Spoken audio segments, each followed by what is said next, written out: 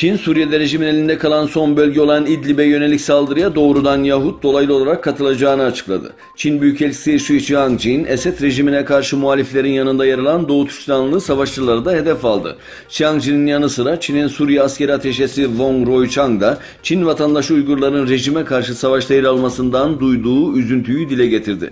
Konuyla ilgili açıklamalarda bulunan Etik Başkanı Karakaş şöyle dedi: Çin'in asıl amacı Suriye'deki savaşı bitirmek değil, bilakis savaşı daha da çok kızıştırarak muhalif gruplarda bulunan Uygur Türklerini hedef alıp toptan yok etmeye çalışmaktır.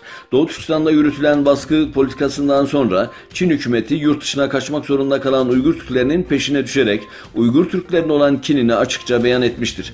Dünya kamuoyunun Çin'in Uygur Türklerine yaptığı zulmü ve baskıyı görmelerini ve uluslararası yaptırımlar ile Çin'in bu haksız müdahalelerine dur demesini istiyoruz dedi.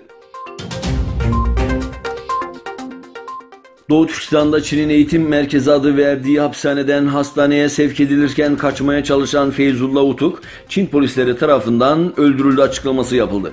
Daha önce gelen bilgiler Feyzullah Utuk'un vurulduğu ama ölmediği yönünde olsa da Korgas ilçesine bağlı Köktala bölgesinde hastanede bulunan Feyzullah'ın Çin polisleri tarafından katledildiği bildirildi. Birleşmiş Milletler Güvenlik Konseyi'nin hazırladığı raporda Kuzey Kore, Birleşmiş Milletler yaptırımlarını ihlal ediyor.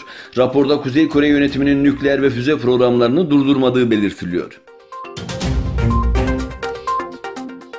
İsrail'de on binlerce gösterici İsrail vatandaşı olan ancak Yahudi olmayanları ikinci sınıf vatandaş statüsüne düşürdüğü belirtilen tartışmalı Yahudi Ulus Devlet yasasını protesto etti.